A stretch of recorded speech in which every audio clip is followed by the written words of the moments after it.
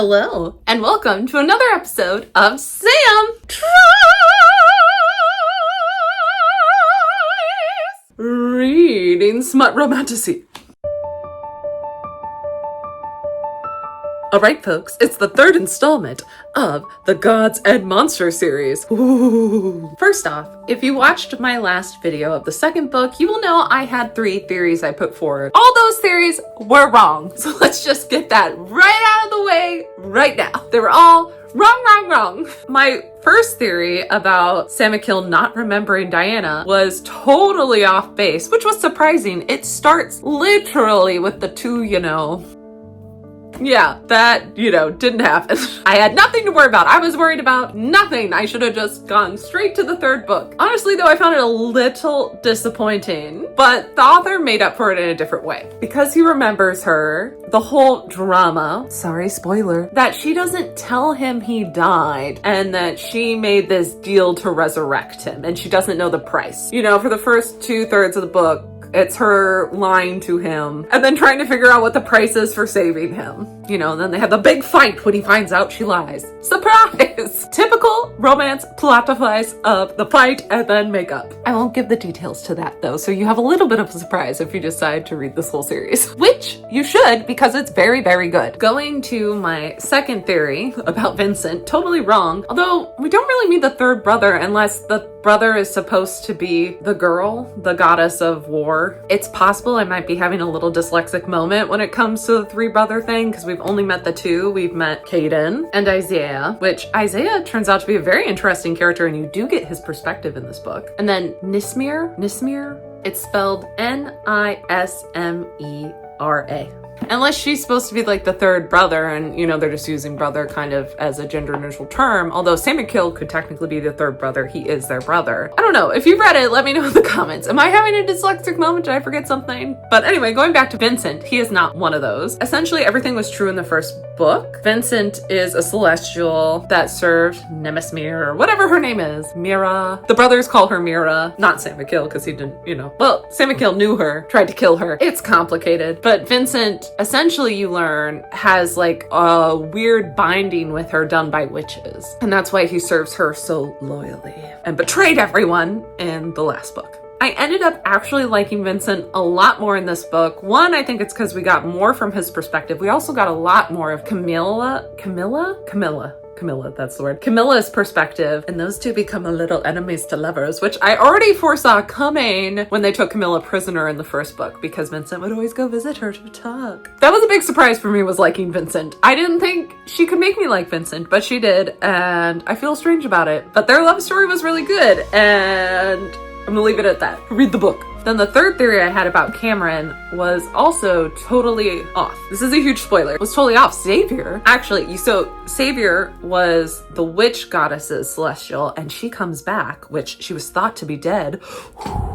And she snaps him out of the weird thing Nemesis has put all the celestials under control with from Azrael's book. She snaps him out of it. Cameron doesn't know yet. Both are fine, which is good. I want their love story to end happily. Okay, now that we debunked and talked about my theories from the last video, let's get a little more into the book again. Interestingly enough, I enjoyed Camilla's perspective a lot in this book. She was actually my favorite perspective. And honestly, alright, I'm just gonna spoil it. So Camilla, was captured by Nemesis and has been serving her as a witch because, we know Camilla is one of the most powerful witches, blah, blah, blah. She finds out, she has a crush on Vincent. So she makes a public deal. And we learned earlier in the last book that if you take a witch's hands, she loses her power, and she does that to her, but kind of backtracks on it. The author backtracks on it and gets her healed or whatever, which I was so glad because it was a heart-wrenching moment in the book, when her hands get taken, and it was sad and horrible, but I kind of wish she had stuck with it. It was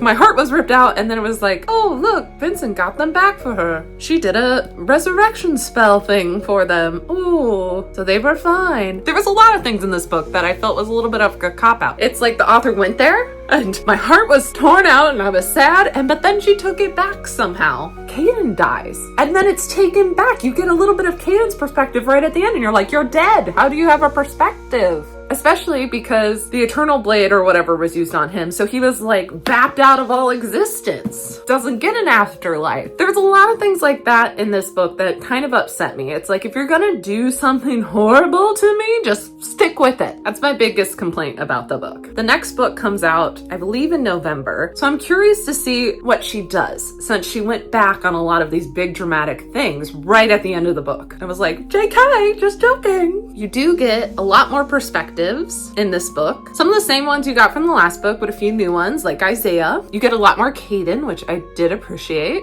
Still don't like Caden though, but it was interesting. Isaiah became more interesting to me in this book. And actually, it's implied that Isaiah might be in love with Imogen. And you get Imogen's perspective. I know, I'm saying her name probably still wrong. Imogen? Perspective, which was interesting because they're under, the Celestials are under a spell where they're like kind of have to do whatever. They're like little robots, but they're trapped inside, which is just horrifying to me. Like, that would be so scary. And she likes him, like, and she almost moved for him. So that was interesting. It will be fun to see that expanded in the next book. Like, does Isaiah become a good guy because of her? Does true love break the spell? We know the witches can break it, which is something I always kind of thought throughout this book. Why isn't Camilla trying to do something? Can't she do something? And Isaiah, throughout the book, is like coming up to everyone, seeing if they can break the curse on Imogen. It's interesting that he never asked Camilla, because Camilla's like the most powerful witch of all. We'll see. Overall, I'm gonna give this book a 7 out of 10. It was good. I couldn't put it down. The first 2/3 were amazing. The last third, when she took all this stuff back that she did, that upset me. And that's why it's getting a 7 out of 10. Out of the 3 books, I wouldn't say it's my least favorite though. I